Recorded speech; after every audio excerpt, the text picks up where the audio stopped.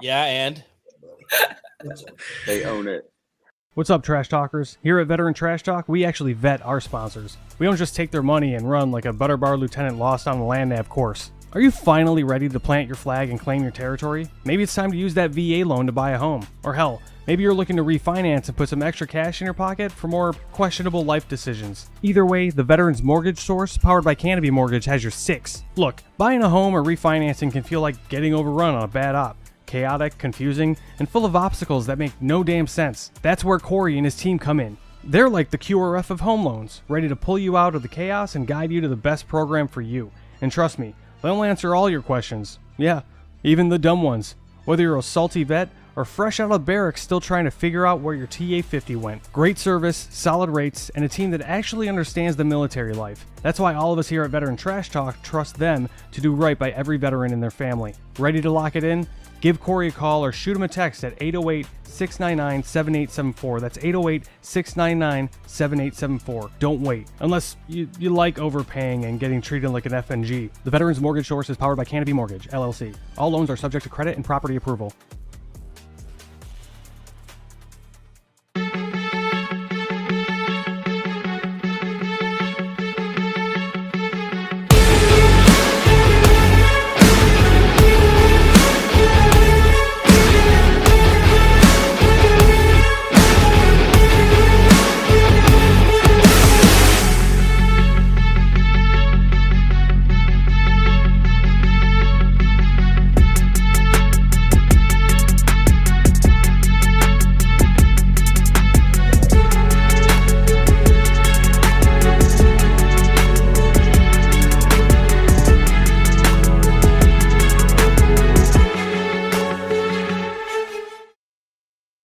Hey, what's up, Trash Talkers? Listen, it's impossible to fight, okay, if you don't know what you're fighting for. Does that make sense? Like, if you're in the dumps and you're struggling with mental health, things of that nature, it's going to continue tearing you down, all right? Because you're consistently trying to fight something, which is that demon, which is usually something from the past, right? Maybe that why needs to be fighting for your future. Let that be your why. Get the hell up and start fighting for your future. Stop fighting things that happened in the past. Easier said than done, right? Go seek help. It's okay not to be okay. A lot of people need to hear this. You are more of a warrior and a fighter if you stand up and say, hey, this has to stop. I need to go seek help. The stigma, everything has changed. It's okay not to be okay. And so my honesty cap is dedicated to a little, we'll call it a public service announcement for civilians and other people in the military. There are a few people that you should always take their stories with a grain of salt. Vegans, CrossFitters, and special operations guys that tell you that they were special operations without being prompted. The first thing they say is, yeah, I used to be soft. Right. The only unicorn in that entire group is like a special operations guy that was like a vegan and did CrossFit. That guy's probably going to stay quiet for a little bit longer because he's confused as what he should talk about first. And that's the only reason. Right. Anybody that says that they were soft without being prompted or without it being like a normal part of your communications is probably either an enabler or going to tell you a bunch of stuff that's not exactly true. What's up, Trash Talkers? What's up, Gruntworks Nation? Big Earl. You heard Dave talk. You heard Buddy talk. Now, Buddy's all about, he is a Green Beret and he's Special Forces and yada, yada, yada. But he will not tell you that unless, he really, really likes you and he's made dinner for you. However, what Veteran Trash Talk does is we bring a lot of light to the veteran community, the first responder community. We promote that what we're doing well, all right, whether we're running for office, we started a business, nonprofit, all those things. Veteran Trash Talk is a super clean page. We got Gruntworks if you want to go there and raise a little hell a little bit, but we are here to promote veteran-owned businesses. So the show you are about to watch is a veteran or veterans or a spouse of a veteran or a child of a veteran that's doing great things in the community, and we need your help promoting them and getting them all the success that they need. All right, guys, enjoy the show.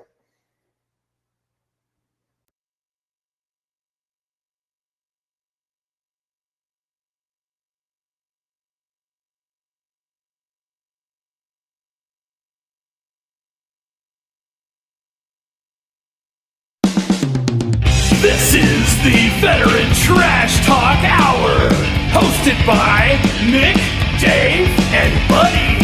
Real warriors making fun of other real warriors. Try to not get triggered.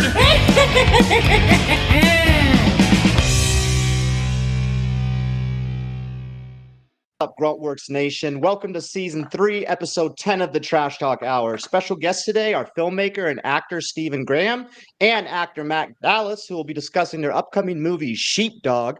And joining me today are VTT's OE254 and Buddy. Happy Saturday, everyone. What's up, guys? How's it going? Hey.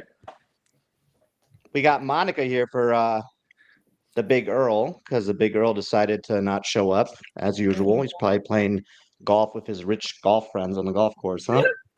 Yeah. Big shoes to fill. Big Hey, shoes to you know fill. what? I just got a text saying you better represent. You're a member of a country club. You have to go to the country club, or else they'll kick you out. That's the rules, I think. No, shout out to Nick. He's supporting his girls in sporting events like he does every weekend. So we miss you, Nick, but yeah, we got this from here. They both have double lettered in sports. It's so They are. awesome. They're kick-ass girls. They're slaying it. Yeah, cross country, everything. Mm-hmm. Very competitive. All right, well, let's kick this dumpster fire off. I didn't really come up with a conspiracy, but Chris sent me some things that just occurred 2 weeks ago. Did you guys hear about the heist in France, the Louvre or whatever it's called, where they robbed that diamond place? Louvre. The Louvre. How would you say it in French? Yeah. Je Louvre. Je parle peu français, so I speak a little bit of French, okay? No, because it's it's feminine, so it's le, not je, and it's not yours. It's the. Yeah. Anyway, go ahead. Chris, play the video. That's out, folks, because there is a much bigger story at play with the millions of dollars of diamonds that were stolen this weekend in the Louvre heist. Now, in case you've been living under a 140-carat diamond and didn't know, there was a heist this weekend, a caper at the world's most famous museum in Paris, France, the Louvre. The heist occurred in broad daylight, 9:30 in the morning. They snuck through one of these side windows here in the Apollo Gallery. They used what appears to be some sort of construction truck that has the mechanical buckets that workmen sit in, and they raise it up. That's how they got to the second level and then broke through the windows. They used an angle grinder tool to cut through the glass. This is like straight out of a cartoon. They cut a circle and they push through the window. Now that set off the alarm and chaos ensued.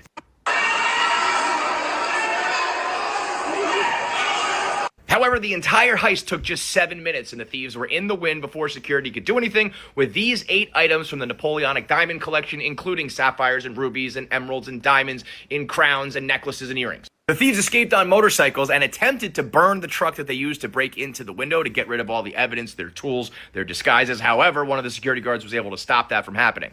Now that we got all the details out of the way, why am I wearing the tinfoil hat? Because this right here is the Regent diamond. It was a 140-carat diamond that they left behind. They stole 9 items, got away with 8 of them, and for some reason, now that we got all the details out of the way, let's talk about why I'm wearing the tinfoil hat. We begin first with the items they did not steal successfully. First off, we have the Empress crown. It was worn by one of Napoleon's queens. They dropped this on the way out. It was found damaged and recovered on the streets of Paris. And more importantly, this right here is the Regent diamond. It's 140 carats. It's worth $60 million alone, and it was in the room for them to take, and they just left it behind. Tell me how a group of burglars so brazen and so professional that they would break into the biggest, most popular museum in the world. 9 million people a year visit the Louvre, and they somehow miss out on the biggest diamond, and then they're dropping crowns on the way out. Not to mention that the items they did steal are so famous and now known worldwide that it's impossible to sell. They're saying they're going to have to melt down the gold and recut the stones in order to make any money off of this. Nah, there's something bigger at play. You don't risk a caper like this for items that you then can't make money off of. But what is it? What's really going on? I don't know. There's a million options. Could be something as simple as insurance fraud. Get paid out on these, and then all of a sudden in a year, we happen to recover them. Maybe it's a distraction. Oh my God, the Louvre, Da Vinci Code. We're stealing Napoleon's diamonds. We're dropping them. How'd they do it? Everyone talk about this over here. Well, over here, we're doing the real shit. And don't sleep on the fact that these aren't just any old diamonds. They're from Napoleon. What are they distracting you from? I can't say with certainty. For all I know, it's Emmanuel Macron trying to get Candace Owens to stop talking about his wife. Don't sleep on the fact that this is Napoleon's jewelry, meaning he touched it and wore it. Ever seen Jurassic Park, what they can do with DNA? Don't get me started on cursed diamonds. If there's cursed diamonds, maybe there's blessed diamonds. Maybe we're talking about something from the occult. This is not just about money.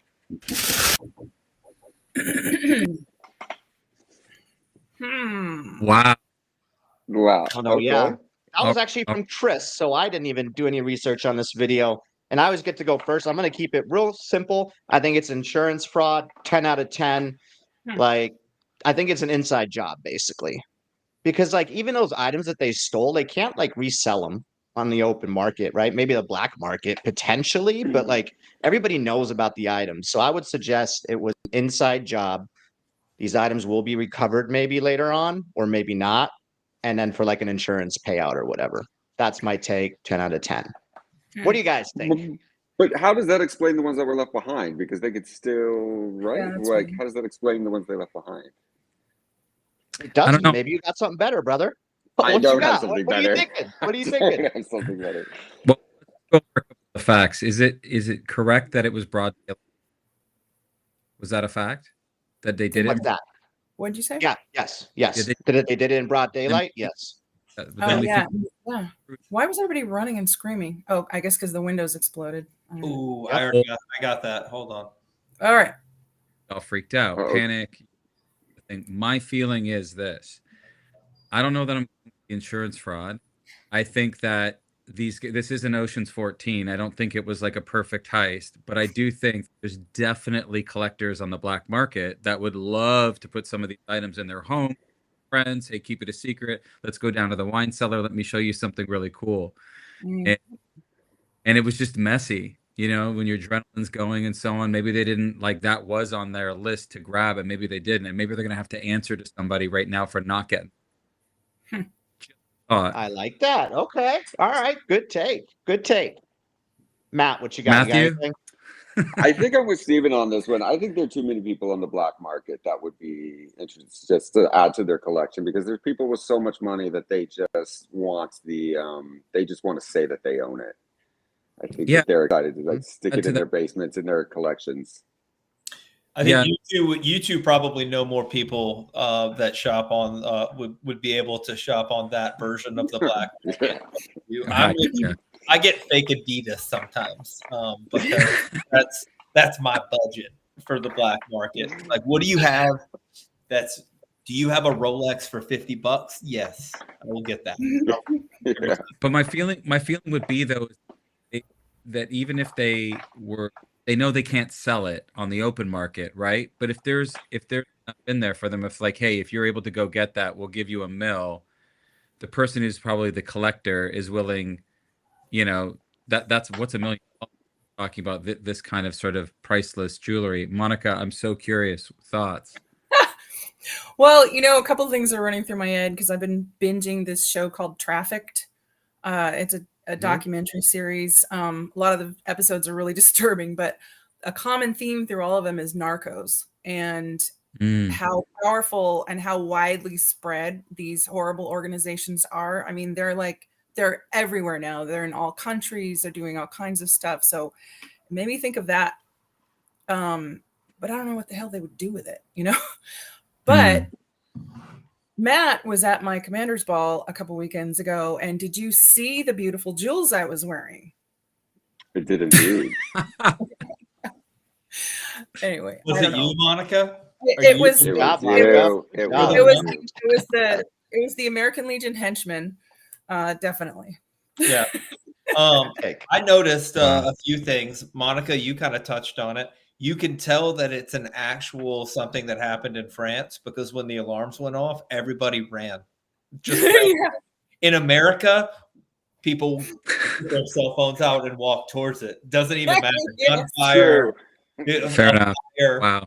burglaries. People are like, "What's going on? I got to get my phone out and see what's Yeah. happening." In France, we just surrender and run away. That's Wow. I can say that because my wife she lives in France. So boom, got it. Burnt. Anyway, the DNA thing, I think the guy doesn't know how DNA works. Honestly, I don't, unless Napoleon somehow squeezed his DNA into a diamond. You're not getting anything off that. So that's out. Insurance fraud, where they like find it in a year. Here's the thing about insurance companies: if they pay out and then you find the object, that's their Pay 'em object. back. You give them the money back. So it doesn't really work out well. Really? Or now they own the object. Now maybe there's an insurance company that was like, steal it, we'll pay it out, then we'll find it. Because at the end of the day, the jewels, the earrings, the necklaces, the crowns, they're not worth $109 million unless they're in those necklaces, crowns, and because the reason they're worth so much is because Napoleon touched them and his wife touched them. That's the only reason they're worth anything. The provenance of the object. Yes. Yeah, if you take the rubies out, you're looking at maybe you're looking at a lot of money. Like you're still going to retire, I guess, off your heist. So I would say either black market or like the insurance company, maybe. But the reason they left the diamond behind is because it was black market, but it was somebody that had a budget, and he was like, I can afford these 9 items. Leave the diamond. It's not that one. I can't pay for that. If you can give me on credit, maybe. But right now, the way my bank account works, that is not going to be a thing that I can get. So leave that one. Bring the other one.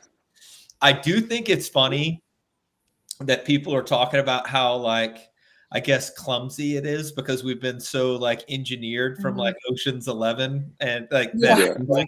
Like you got to like move the building somehow and sneak in like disguised as a tile or something, and you just like lay there until you get up and like, steal everything. But the fact that it's the most like that looks like they planned it while drinking. I'm gonna say they pulled that off pretty legit. Sure. Yeah, 100%. Definitely 3 shots.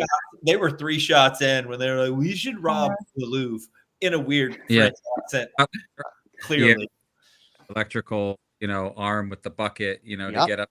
Yeah, like, they were walking through Paris and they saw it and they were like, "What could we do with that? I bet we could rob the Louvre." Like, and they're like, "I bet we can't." No, let's try it. Like, we need a weird electric, like, we didn't even, how lazy are you? You can't even climb a regular ladder. You got to have a bucket. It's 1 story, guys. Just like, and you got to slowly go up too while everybody's. There's a I just saw a video not too long ago on TikTok of them escaping. And it's like, you've seen the movies where like the old lady is like coming down the stairs in her little like chair that comes down the stairs. They're literally escaping. It's the slowest escape ever. It's just not so cinematic. Then they jumped on electric scooters and drove off. That's why they dropped one of the crowns. But they're like, I just picture them with their like Lime app, and they're like trying to like find one. 3 blocks that way is 1. 2 blocks that way. I'll get that one. You get that one. It's got 3/4 of a battery. We're good. I just thought of something on that area. I told you I'd try to make it. I told you I'd get here. I'm not missing this one. So you got to be quiet. I was listening. I was just gonna say. I feel like if it was a movie, the intro theme song would have been like Mission Impossible, and when they're escaping, it's like the Benny Hill theme. But if you think about it in broad, they were dressed. We don't know right now as maintenance workers. Nobody would have. And maybe that was part of the genius. You do it in right in front of everybody. That you're not coming in ninja. I've held a theory for the longest time that as long as you have a uniform that looks similar to everyone else's and a clipboard, you could get away with anything. Yeah. And you just have a face. If you just look like you're supposed to be there, nobody will question you. You could probably 100%. Walk into like Fort Knox and grab like a few $1 million worth of gold, as long as you had a requisition that said, like, look, they want the gold over here. You going to give me a problem? Do I have to call Admiral so-and-so? Yeah, I didn't think so. Trump told me to come over here and get this gold. You want to call him? I'll call him. I got his number right here under Trump. I got it in Well, triplicate. It's real. There's a viral video, I think, of these guys and crashed some of the biggest parties, like award shows and premieres, and they just held a ladder. I think that's what it was, and they wore the vest and they got in anywhere. Nobody bothered, just by right through the front. Well, you guys are actors. Props will get you everywhere. Like, you just need props. Yeah, you can trick anybody with enough props. You got it. You're good. Yeah. It's true. Props and just owning it. Yeah. Legitimately just. Yeah, and when anybody asks you, like, do you know who I am? I'm supposed to be here. Go talk to your boss. That'll buy you 5 minutes right there. They only needed 7, apparently. It's quick. Yeah. Well, good take. So I think we're pretty much mainly leaning towards criminal organization. Absolutely phenomenally executed. Are you going to let Maybe the not big Earl insurance give fraud, his and take? then they're gonna. Well, are you gonna chime in, Nick? Are you gonna chime in? I mean, You I came in late, was so I didn't know if listening. I was listening, and I was hoping somebody would come through with what the Big Earl always does with the most educated guests and the smartest one in the room. Of course. But like again, movies explain everything. We already know this. They released this stuff years before it happened, so that nobody gives a shit. Right? Everybody's worried about how are they going to resell these things. They're already bought. They're already paid for. This job was already paid for, and they just get dropped off. Huh? I said, you're not coming with anything new. I said that earlier. I thought you were listening.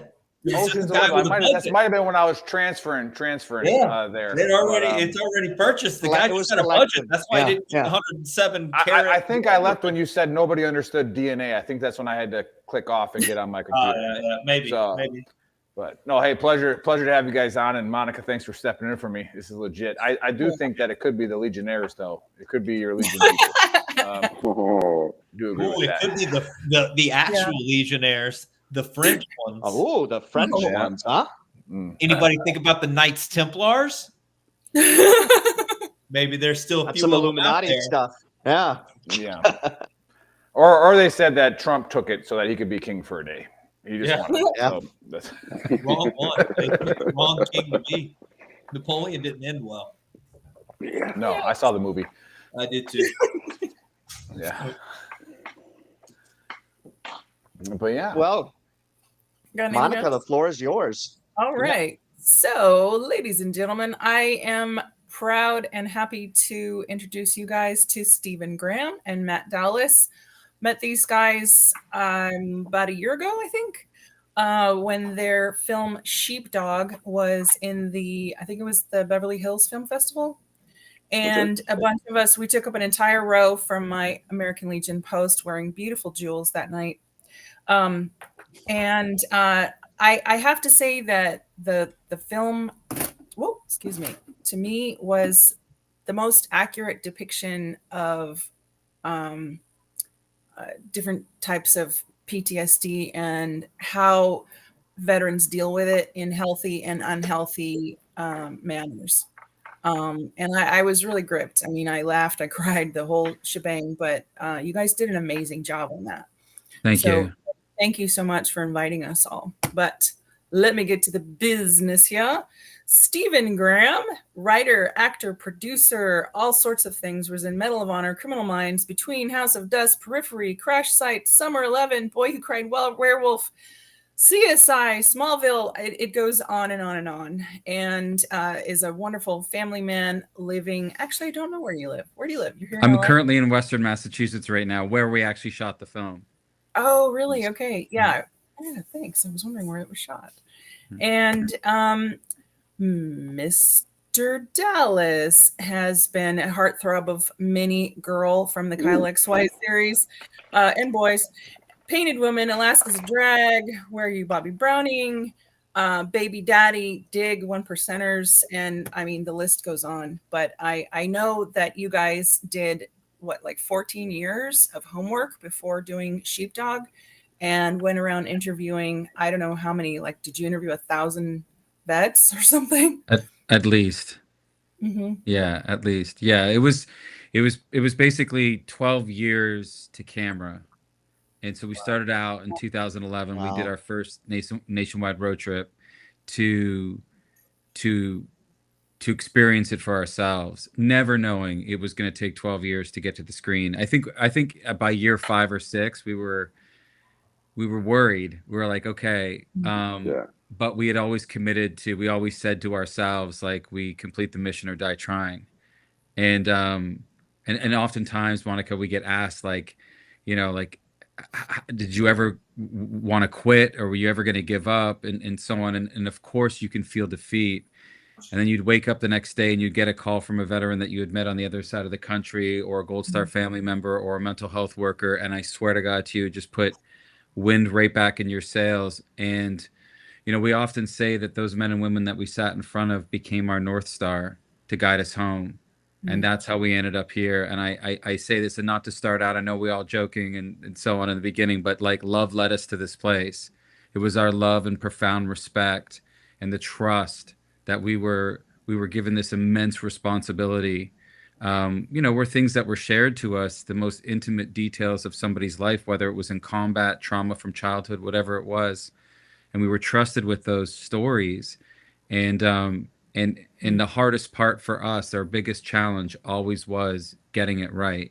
So for you to just share those kind words, it means everything to us, because we made it for you, we made it for everybody here on this show, and people that will be watching this podcast. We're just so grateful. Wow. Yeah, I Yeah. really even just like That's awesome, guys. What inspired it though? Obviously, you talked about the journey just now taking forever, but what in like you just wake up one day and say, "Hey, or did you meet a veteran at a restaurant? Like, what inspired it in itself to make this movie and go Sure. on this journey?" Okay, well, Matt, I'll tell them about the genesis, and then if you want to talk to them about meeting George in Texas and yeah. everything. But so in the early 2011, my car broke down 3 hours north of LA. I was shooting a movie in Vancouver, Canada, and I drove through the night after being up there for a month. And the weird part about the story, because I've never had a chance to really get into some of the details, was that it was a newer car. There was no reason for this car to break down. It overheated for whatever reason. I pull over to the side of an orchard, call the local tow truck company, and the gentleman that picked me up, he was like, saddle up, partner. We got a 3-hour ride back home into LA. And during that drive, at first it was silent. We didn't say anything to each other. I just stared out the window. And I was exhausted from driving through the night. And he just began to, like, slowly and softly open up. And he started to get into, the challenges he was having in his marriage, being a father of 3, the financial hardship he was having. And then he began to open up about all the medications he was on, which led him to open up about his deployments. And I remember throughout that conversation, he would say things like, "God, I can't believe I'm telling you this. I've never even told my wife this." Or, "God, I haven't even spoke to a therapist about this." And, I probably said maybe 3 words during that drive. I got back to LA. We dropped my car in my driveway. I gave him a hug. I was like, "Hey, brother, if you ever need anything, I'm here." And just the look in his eyes to me was like, I'm probably never going to see him again. Right. Which to this day I have not. But I understood what it was. And this is what stuck with me. He shared all those things because I listened without prejudice, and he had he knew he would never see me again. And maybe just that catharsis for him, there was healing in that. A month later, I'm doing a movie. I meet Matt Dallas on set, and I share this profound experience with Matt. And I said, I can't stop thinking about this guy. And there's got to be more men and women like him. And this isn't okay, man. Like, we got to do something. Like, if there's more people that are suffering in silence, like good people, hardworking people that love their family, love their country, are so proud of their service, we should find the answer. And it was like that time I was journaling about it, and I said, maybe it's a screenplay. I don't know, but we got to tell their stories. We got to find the truth. And I said, I think we should go on a nationwide road trip this summer and just meet with anybody and everybody that served that'll speak to us. And Matt will tell you, meeting with our first veteran in McAllen, Texas, Matt, share the story, because it was life changing. Yeah, and like so for me coming onto this, yeah, like I didn't really come from a veteran family. My grandfather was in the Navy, but he never really spoke about it. It wasn't something that we really, other than like the tattoos that were like remained on, like there was no like we didn't nobody in the family really spoke about it. And I feel like especially as we've gone through this over the past 14, 15 years, like realize that's a very common story, right? So so my initial like inspiration was just like hearing his story and wanting to be a part of a project that was meaningful and that was going to have something have a bigger purpose behind it just than a lot of the other movies or projects that we work on. But yeah, so we set out on the road, and we didn't even have really a plan. We got Toyota to like donate or give us a Prius. So we just like packed a Prius full of stuff and said, all right, we're going to go out for 3 months. And we did, we finally, through a Gold Star mother, Bunny, who's been a long time, like, well, now long time, like close friend and become family and through this project. She had sort of that vouched for us and introduced us to George Rice in southern Texas. And so we drove out there, and we pulled up like all excited and inspired and motivated to hear these stories and like see how we could make a difference. And we started with an interview, but it was finally when like the interview had ended and the cameras turned off that he started to really open up and share things with us that were some sort of similar to what Stephen had said with the tow truck driver, that things were that he hadn't shared before. And it got very personal very quick, and we realized that this was, we came into this pretty naive, and that this was going to be so much more than we even realized. And it was when we loaded up to move on to our next destination out of Texas. We had that moment, like Steven said, where we looked at each other and was like, well, we can either like pack up and go back to LA because this was this is a lot more than we had realized we'd bitten off, or we can move forward. And we said we would move forward on the drive, and we would complete the mission or die trying. And that's sort of what led us here this many years later. I love that. Wow. Yeah. Well, I can tell you, everybody on the screen here, I don't know about you two, but everybody you're looking at has PTSD from one experience or another, or many of them. And I was really profoundly touched by how you guys handled the movie. That means everything to us, because we really tried to find the nuance in that, and that it's so multi-dimensional, and also to not be defined by that it's not a story of the typical broken veteran who feels sorry for themselves and so on. These are people like you, the people that are in search of purpose, love their families, as I've said, but have committed everything, as their families have too, to service and sacrifice. And I think that's what really informed. It's not just the performances, but the writing on the page was like, because I had been given so much access, and just to even speak to Vondi Curtis Hall's character in the film, he plays a Vietnam veteran. Almost all of his dialogue came from my time doing honor flight. I did multiple honor flights out of Austin, Texas to DC. Mm-hmm. And I'm telling you, the stuff that was shared with me would blow your hair back. And that informed it. I didn't invent any of that. I would, you go to the respective memorials, whether, if it's at the Wall or the World War II Memorial. And then at night, if you're lucky, you get down into the hotel lobby and you have a whiskey, and that's where it all comes out. And there's this beautiful camaraderie, but then there's also these like sort of smaller conversations that are quieter and so on. And I was really fortunate, like that impacted everything that his character says, all the relationship between the characters and so on. And just to expand on that, Virginia Madsen's character, she plays a trauma therapist in the film. And I was just so fortunate that the John Dingle VA Medical Center in Detroit, Matt and I had gone in through there in 2011.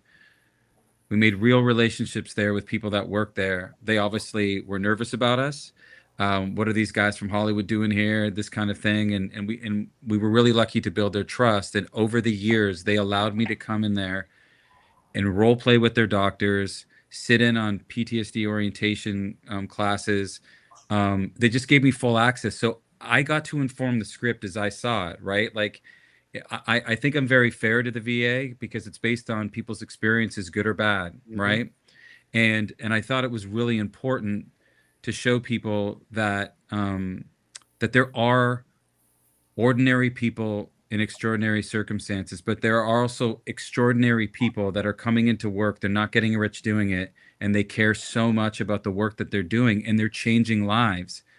And I thought that was really important to show that in the film, that it can just take one person, you know, and it is, as one of the characters says in the film, the longest journey can be walking through that front door, you know.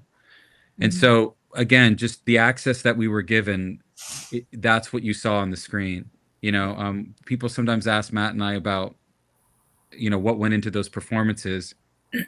And Matt has a story about this where, like, a week out from filming, he was really nervous and he called me. Matt, if you want to share that.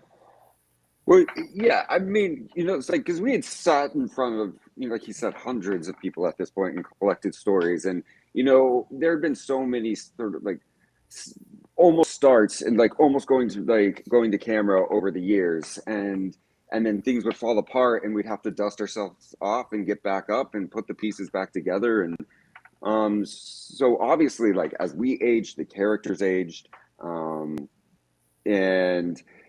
it just began to when we finally went to go shoot the movie this time, I just had this moment of like, oh my, this is real. And like Steven said, like, our biggest challenge was getting it right. And so you want to, and it's about like honoring everybody that we'd spoken to, all the stories that had been shared with us, all of it. And so I just had this a bit of a panic moment before we were, where I was like packing my bags and getting ready. And, also as a producer on this project, there's so many other things that your brain is like trying to put together when you're organizing a film, right? Or like a movie. So your brain's pulled in a million different directions. And then I was finally sitting down to like, oh, I gotta act in this movie. Like I have a character I have to play. And so I started to have a bit of a panic moment where I was like, Steven, I need you to talk me through some of this, because in so many of these interviews, like some of these people some of these stories that were shared with us were from so many years ago. And I don't know if I need to get in the headspace, and like, I don't know, do we have any videos or like archive footage I can watch? And he's like, Matt, like, calm down. Like you've got this. All of those stories live within you. They're all in your bones. They're all in your heart. They're all there. And it's like, you're right. He was like, you just have to show up and trust that the work has been done and that they're all alive inside you. And that's what it was. Our first day of shooting was all of my characters, like big scenes. And it was just Steven and I for most of it.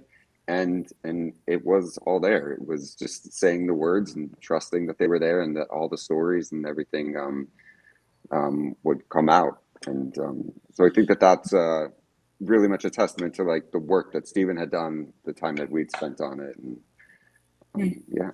Hey, Steven, I got a question. Go ahead, buddy. Go ahead, buddy. Steven, I already had this written down. Oh, you did? Mine's written down too. Yeah. So you guys interviewed, thousands of veterans during your trips, and like I said, it took 12 years to develop the film. So I guess my question is two parts. One, like every time you interview a vet or you talk to a vet, a little bit of that stays with you. So you're carrying a little bit of their load, and if you do that 1,000 or 2,000 times, you're carrying a pretty big load at the end of your tour or your engagement, or when you go into making movies. How did talking to them how do you deal with what they leave with you? I guess is a big question. That's deep, buddy. I wasn't prepared for that question. That's what Buddy does to you. I just got to catch my breath here a second. Well, I mean, and I guess more because it definitely affects you guys. I mean, as you can tell, you know, Mhm. but we think about the veterans, and you have Mhm. there's a, you know, the actress that plays a therapist, you know, all those VA therapists, and people have their own opinions about the VA, good, bad, indifferent. They have to live with all those as well, and their Mhm. successes and their failures. So how do you deal with it, and how have you seen, like, how are the therapists doing that are having to deal with it as well? So I've never talked about this, and I think it's I really appreciate such a thoughtful question. It was really hard in the beginning. Mhm. Like there's really I it other people's nightmares. Sorry, I just a little emotional because I haven't had to think about this in a while. Mm. Um, Other people's nightmares became mine, and I Mhm. wasn't equipped for that. Right? I didn't have any training. I didn't have any formal training to take that on, and that's what Matt was saying about biting off more than we could chew. And so when I got back to Los Angeles, I found myself self-medicating um, Mm. in all various different ways. I became like even a chain smoker, which is just wild to think that I used to smoke. I couldn't be in restaurants with my back to the door or any public space with my back to the door. I was always checking people's hands. Um, Definitely hypersensitive to things, and and then to add on, I never screened my phone calls. I never put my phone on silent because there were multiple occasions where I was somebody's last call. Mm. Mhm. And so, I mean, I know this. I'm sharing this because, like, when we talk about, as you did in your opening, which is so important to say, it's okay not to be okay. It's literally a line in our film. People really need to hear that because I had to come to terms with that I wasn't okay and that was okay. And I honestly found that a lot of the healing that I was able to do over the years came from within the community, came from within the veteran community, people that had already been through it and been through treatment. Hey, brother, are you okay? I never used to say on the phone, except to maybe my parents or my girlfriend at the time or my wife now, I love you at the end of a phone call. Mm. I say that all the time, and I didn't realize in the beginning when I'd have like, you know, retired command sergeant major being like, "All right, love you, brother," and it would kind Mm. of catch you. Mhm. And what I learned was because you don't know if that's the last time you're going to speak to that person. Yeah. And I so I appreciate you asking that, and I will just say so I don't want anyone to worry that might be listening. There's going to be a road ahead, and I accept that. Like in terms of like therapy and unpacking that. Mhm. The hardest part is I was sworn to secrecy on the stories that were shared, so it's not like I can go into therapy and tell somebody else's story, Mhm. right? I can't do that. So there's long distance running, there's trying to eat healthy, there's you know buddy checks and so on, and it's going to be a long road ahead. Yeah, buddy, did you have a second part to that? Well, the second part was, how did you? Because the film took 12 years from start to getting it out there. In that 12 years, you guys kind of had I guess, the opportunity to see the genesis of a lot of treatments, what's available, what isn't available, and what worked and didn't work, go from 2012 or 11 all the way until now. How did that change how you portrayed anything or the film itself? Did you just pick like a timeline and go with, hey, we're just going to go with this because it's changing, kind That's of fluid, or Yeah, what? it got overwhelming. Like if you visit the Center for Brain Health in Dallas, like there's so many things that are going moving so quickly and so many treatments, and then we can talk about ketamine and I thought for the film I would go with because we had to be very responsible with what we were putting out there, right? So EMDR is very effective for a lot of veterans, and the folks that were providing that treatment. I thought that was important to show. Um, I thought like just basic therapy sessions where you're talking through the trauma, where you're starting perhaps at childhood, you create a timeline, just very sort of basic things. But I thought it was really important to show, though, when we talk about committing to the work, was staying, like, having structure in your life and having a schedule, and how important that was. And I wanted to show the audience the simple things that they can do. Things that we didn't address in the movie, but we can talk openly about this now. Like, we do have friends, in the veteran community that were on a lot of pharmaceutical medications, and we're really, really trying to wean off that for whatever their reasons were. They were either getting less effective, they were feeling like shit, whatever it is.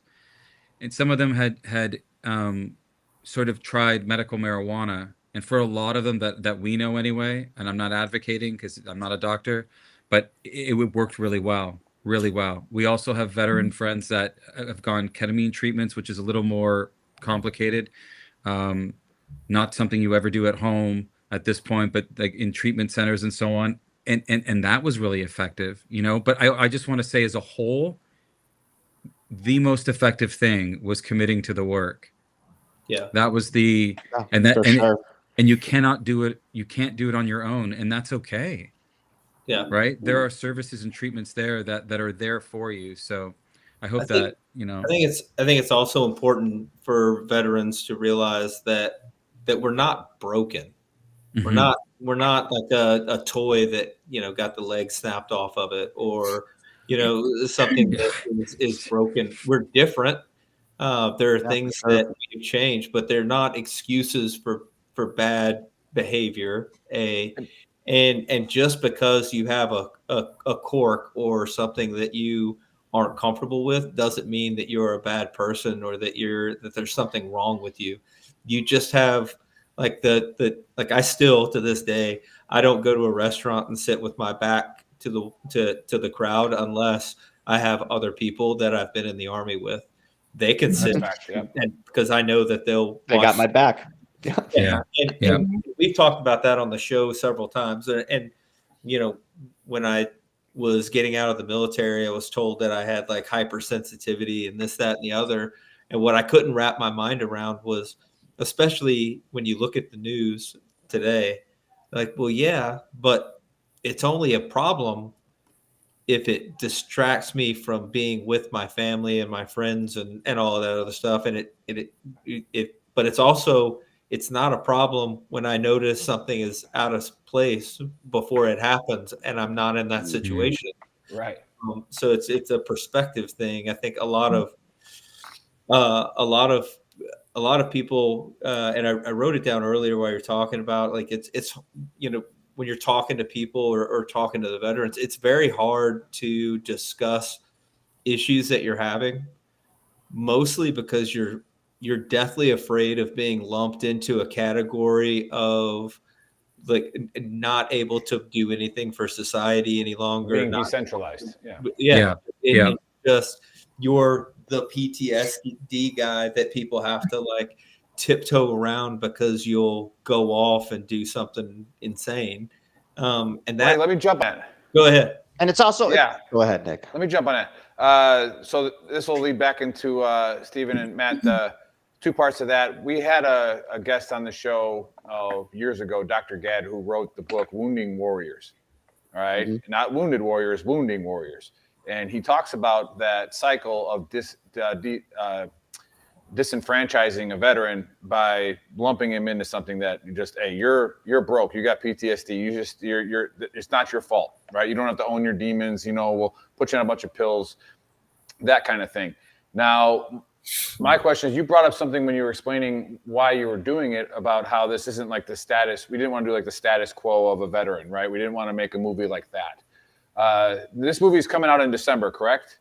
Yeah, it goes Full nationwide release? in January. Yeah. January. Are you at all, because I heard this when I went to the premiere of Warfare through a buddy of mine, they were worried that they didn't make it a typical Navy SEAL movie, where Navy SEALs just came running out and killed everybody, right? And every time they shot their weapons, people fell over, like it was more on the side of, we're getting trashed here. Like, this isn't good. Is there any worry that, like, is there a stereotype that Hollywood wants to see that they want to see like the broken veteran? Does it make any sense to show empowering them to where they're not, in that group? Yeah, so I can answer that. So our film is definitely a PTG movie. It's a post-traumatic growth movie. We do go there to show you, but we don't live in it too long, right? Yep. But it's not a TV movie, right? These are real people. I shot it in real locations in a paper mill town down the street from here, because that's what Matt and I saw when we went town to town, city to city, and it was our job as the storytellers was to hold the mirror up and just show the truth, not judge the characters, and just show them, truthfully. I think that, and it's tough because we've studied all the movies of the genre, and wanted to compare it to what we heard and saw.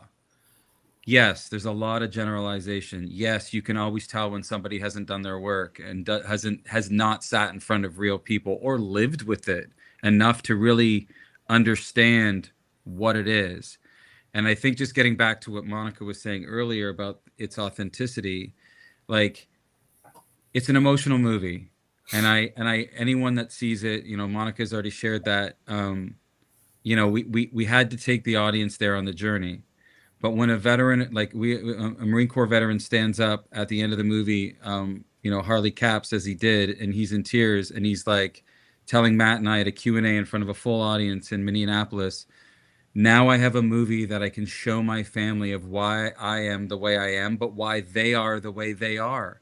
And also, he said, I wish I could show this movie to my ex-wife 10 years ago. And that kind of stuff. When you have a Vietnam veteran stand up and say in front of everybody, all I want to say, gentlemen, is you nailed it. After 50 years, I feel seen. I would like to say that's powerful because that's going to help out a lot of people. Yeah. Is there a fear that might get, there might be some rejection that on the Hollywood side to where, hey, this isn't what we like to put out there? Listen, like, for instance, like with the warfare one, whatever you want to say about the movie, there's a part in there where the SEAL team commander is rocked, right? He gets hit, gets blown up. And, we've all been rocked, except Dave just got shot in the ear. He never really got rocked. But like, you get rocked, you're not there. So I like how they did that in the movie where he has to grab his XO and say, you're in charge. Right. Like, and it's because, but they're afraid that that's not what, America wants to see as a Navy SEAL. Like, like that. So is there any fear there on that? Like, or that, no, because I feel like with Hollywood, like Hollywood didn't make the movie. Matt and I went outside of the system and financed it private equity out of Texas. I never got the script notes I got were from actual veterans, mental health workers, Gold Star families, not from a studio head staring out a window at Studio City in the Valley. Right. So ultimately, as a piece of art, the audience gets to decide what it is. Right. Okay. For us, that worry about the Hollywood machine, Matt and I have sat in front of those rooms or sat in those rooms. We were laughed out of them, And, makes sense. Yeah. And it just fueled the fire more. Right. And yes, look, there's movies I'm not going to name that I went to on opening weekend in the last 10 years, just rooting for it to be like, come on, this has got to be good. And it didn't articulate or it didn't reflect what we experienced. Right. So I don't know what they're trying to do, in that system, but I just know what we were trying to do was just to be that film that real maybe and stood out authentic. from the others, right? Guys, when I got out, first, it's not like becoming alumni. Like, I went to UCLA too, and I still get all these damn emails that I wish I wouldn't get.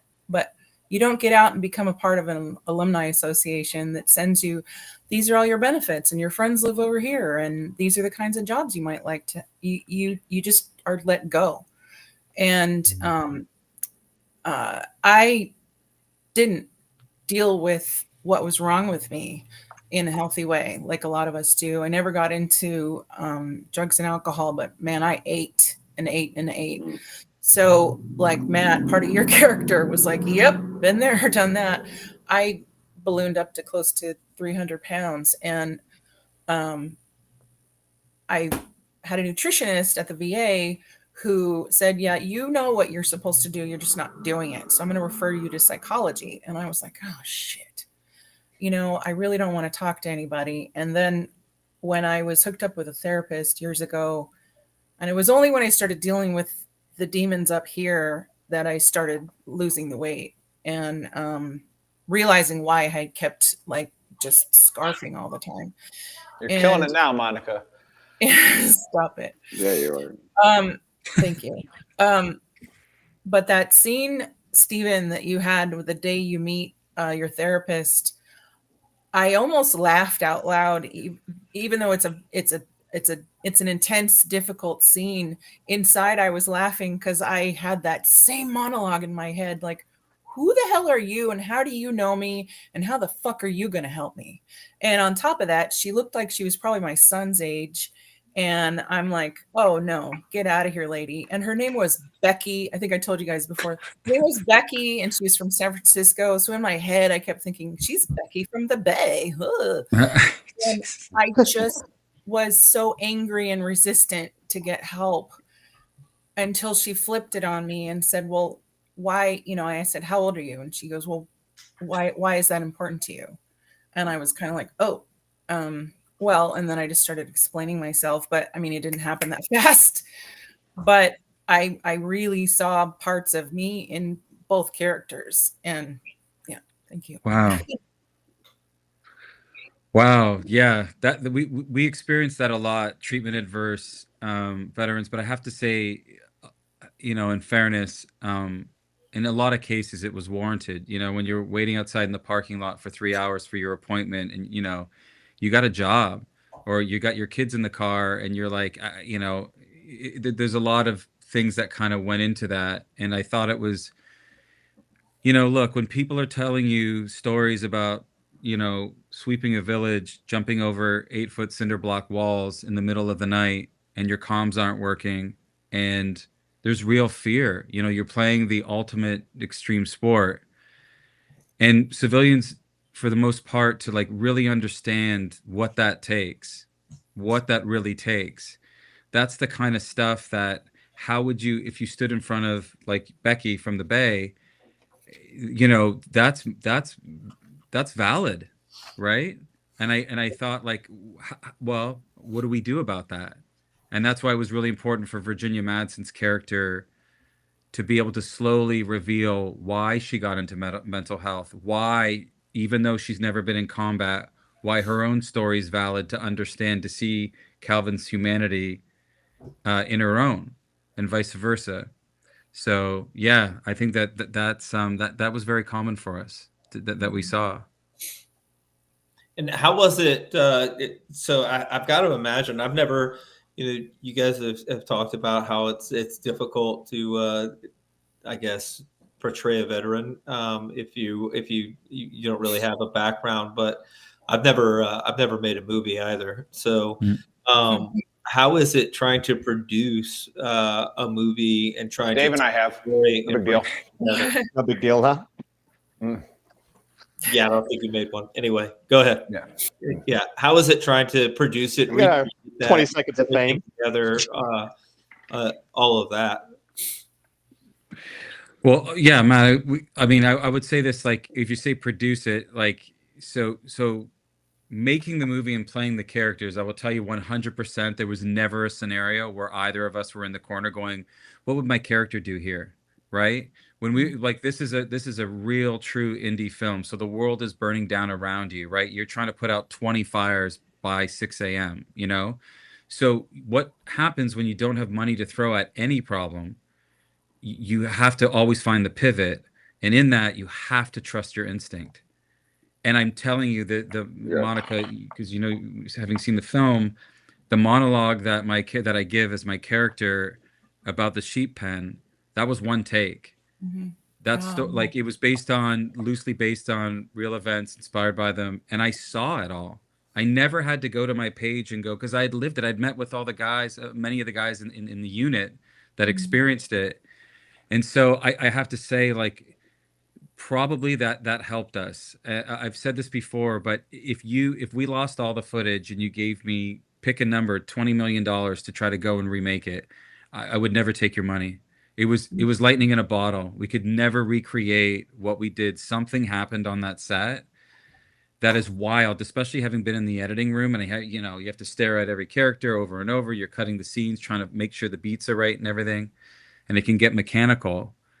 But I never ever saw myself. I never saw Matt, which is kind of strange. I never saw Virginia Vondi, especially because their personalities off camera. Something happened. And I think that a big part of that, just as the director, was not over directing it. You cast the right people, you make sure that the words on the page are honest, and then you go to really talented people that know how to take it off the page and just tell the honesty of it. Matt's been dying to say something. We keep cutting him off. I know, Matt. Let's go. Right there. No, I get an idea that it's like, what's for dinner? I mean, honestly, yeah, you're right. No, but even like leading up to like the producing aspect of trying to get the film made. I mean, you sort of talked about this before, but there were so many times, and like, when you talk about Hollywood, like we were trying to go the traditional Hollywood route, and we were trying to, take the meetings with the producers and the bigwigs in the industry. And there were so many times where we would be sitting in a room and they would look at us and say, "Yeah, but I don't see you guys on the poster." And you're like, "Okay." Or they say, "Yeah, but this movie, do people really want to watch a movie about veterans and this like kind of downer?" And like this, so I mean, like even leading up to the actual like going to camera aspect is like this whole journey has just been met with roadblock after roadblock. But it is, again, like Steven said, like you guys, the stories that had been shared with us was always our guiding light, our North Star. And so as long as we were like focused, whether it was trying to raise the money, whether it was trying to get a producer, whether it was trying to, just get the scenes in the can for the day. And then it was, even getting the movie put together, getting the movie distribution, it's always been a challenge. But it's like, as long as we had our guiding light, it kept us moving forward. Would you, and I'm not asking you to give a command performance of your monologue at that point, but would you tell the group why it's called Sheepdog? Sure. So obviously, as we know, the military term that David Grossman so eloquently shared in On Combat, I wanted to take it a step further, the metaphor of, protecting the flock, confronting the wolf, to be the metaphor to be, because we don't show any deployments in the film, to be the wolf at your door. And to be that, like, first responders can be sheepdogs, but I wanted to show, like, in the sense of community, absolutely, that how important that is. Though I do love the metaphor that Mr. Grossman talks about. We just wanted to take it to that metaphor of what that's like. To protecting the flock can be your family, it can be, and that wolf at your door, it can be your demons, and I, rather than looking at it from a violent standpoint of the wolf being sort of the civilian predator or something like that, and I think that in this process we got the benefit and the good fortune to see many sheepdogs that didn't even know they were within their community, and that was pretty incredible and an honor, and so that's where we sort of wanted to take that. We do give Mr. Grossman a shout out at the beginning of the film. Obviously, I think that those books on killing and on combat should be standard reading. I'm sure they are in certain circles, but that was really important. And then to take the other theme about finding your tribe, Sebastian Younger, whose book Tribe, he has several books. He was the co-director of Restrepo, the documentarian. And there's a really great book called Tribe. It's a simple read. I probably bought it for like 20 people. And I thought how important it was because, when Matt and I were going and meeting with men and women, especially out in rural areas, you're so isolated from that sense of camaraderie and community. Mm-hmm. And the closest person, especially depending on what your generation is, if you're younger, you might not be walking into that American Legion or VFW, and maybe it's a Facebook group, and not having that interaction that can be so key. And I wanted to reflect that in the movie as well, of like why it's important to come together as a community and what we can do as a community and what civilians can do. Mm-hmm. Yeah, and I think we've talked about it on the show several times. It's also up to us, like veterans, to because you do get kicked out of your, what Monica said earlier is 100% right. As soon as you fill out your paperwork and you're leaving, you're done. They find the newer model and go with the person that's still going to be there. But that doesn't mean that it's not our job to reach out to our buddies that we served with and whatever, and like talk to them and share because we're having the same issues. And I don't know. We've talked about it before. We just feel like other people aren't really like, well, I think I'd like to call that guy and see how he's doing, but he probably doesn't want to talk to me. He doesn't even remember me or whatever. And that seems to be a fairly common problem. Anyway, with all of with keeping in touch and losing your tribe, like you lose it because you don't try to regain it, I guess is one of the big problems. Yeah, I would add to that anybody listening to this, I would encourage you to take that step, because the person on the other end of that, I can almost guarantee you 9 times out of 10 wants to hear from you. Yeah. And you might change their week just to say, hey, brother, just check in. How are you? Miss you, love you.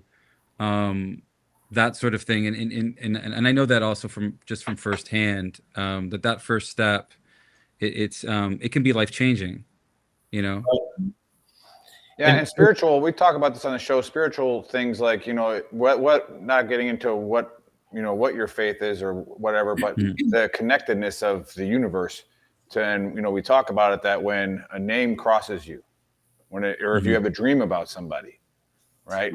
And Buddy says this too, is just call him the next day or shoot him an email. Where you been? What are you doing? Yeah. And you never know what it turns into.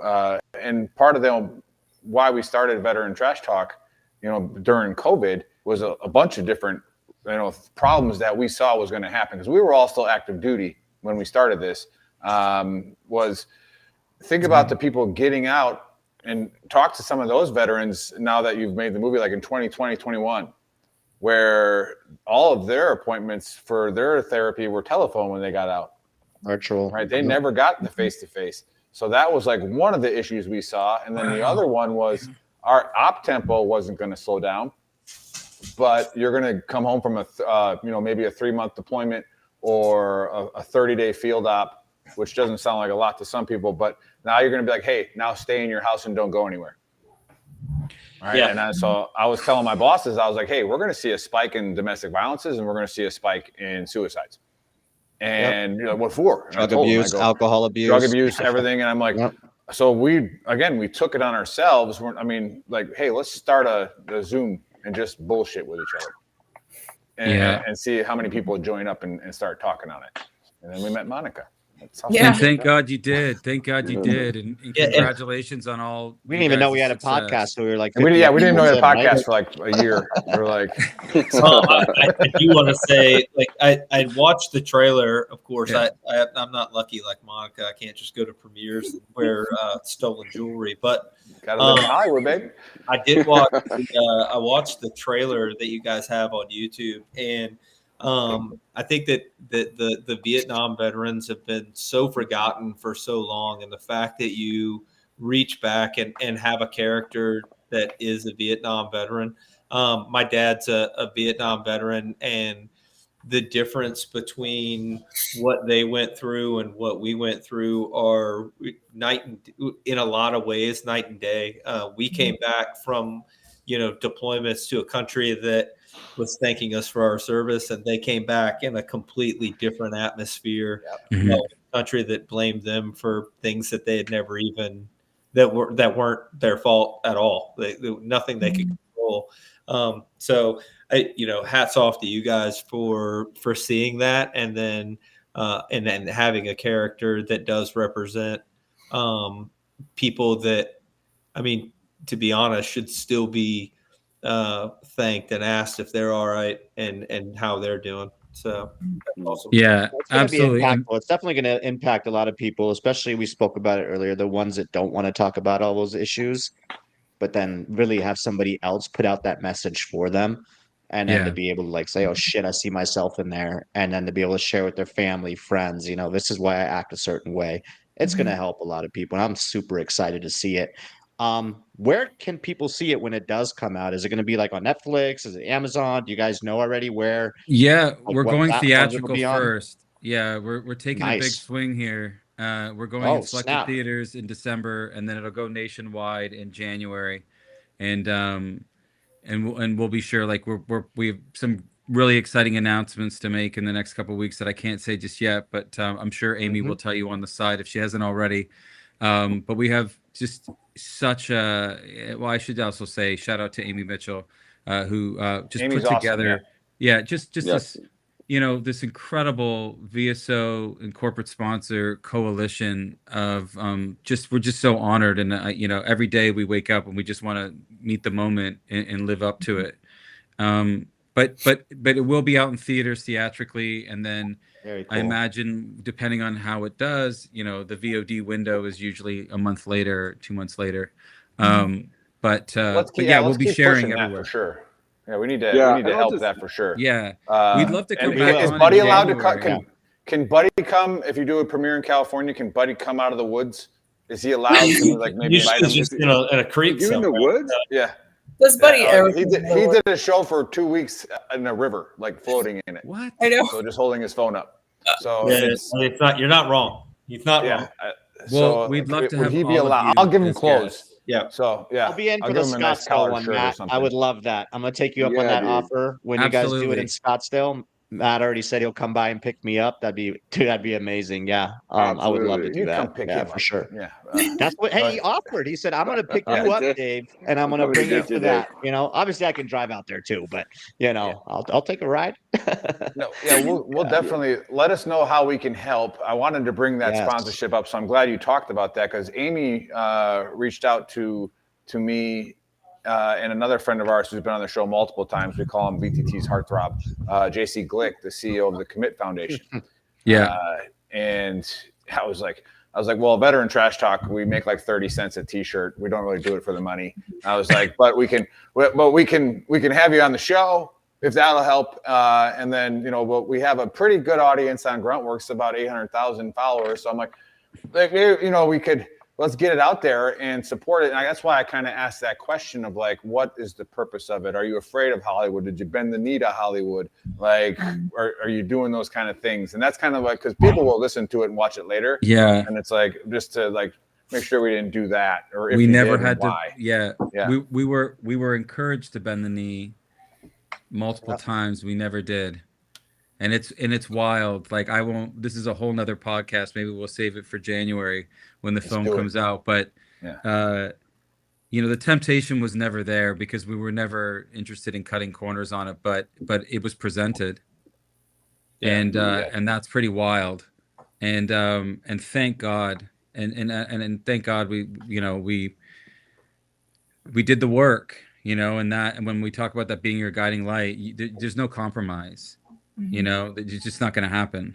And thank God, because that's what's on the screen. So we appreciate you guys like having us on, and especially as civilians, we appreciate you so much. And it means everything to us to share your platform to help shine a spotlight on this, important and timely message of the film. So thank you.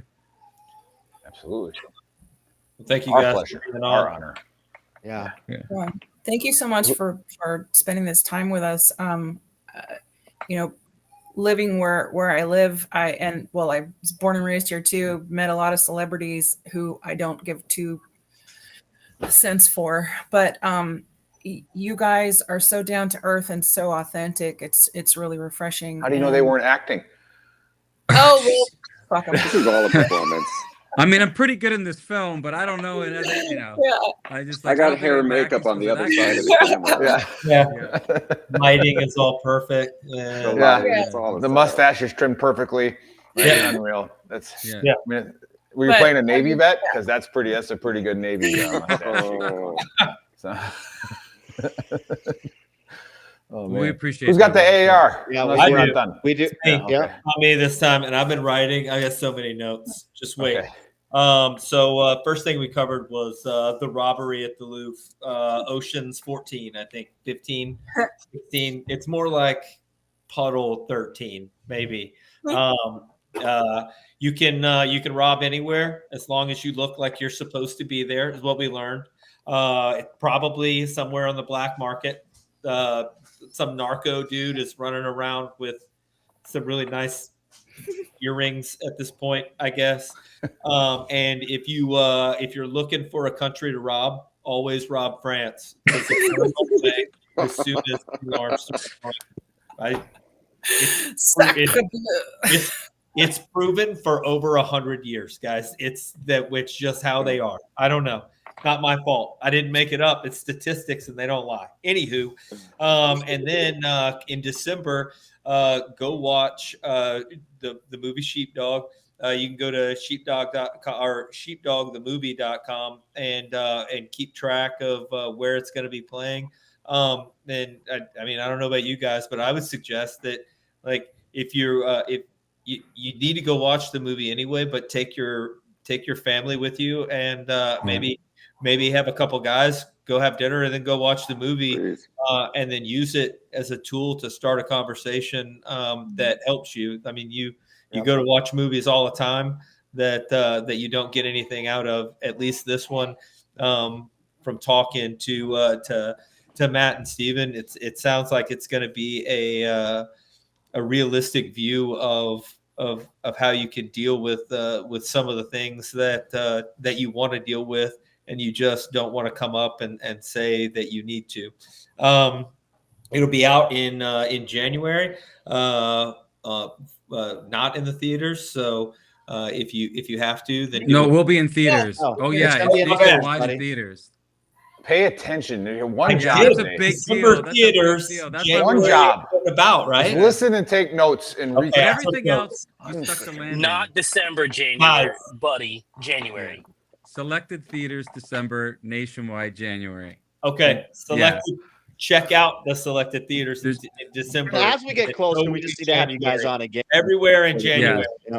Everywhere. Yeah. in Guys, theaters. January. First of the year. Your New Year's resolution. Go watch the movie. All right. Yeah. Amazing. But again, thank you guys for being on. Thank we really you. really appreciate the work that you guys done, and Sure. the amount of work, the amount of load that you guys have had to carry to put this story out, and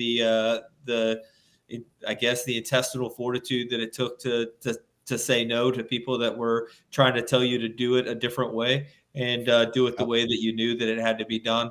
I know from me and probably everybody else on the panel, we appreciate the work that you've done, and trying to get our story out, and letting people know that we're not all lumped into one category, that we can. I like the growth, the post-traumatic growth instead of the syndrome thing. I'll probably use that from now on. So thank you again for all the work, the struggle, and the over a decade of putting this together. It was our honor. Thank you.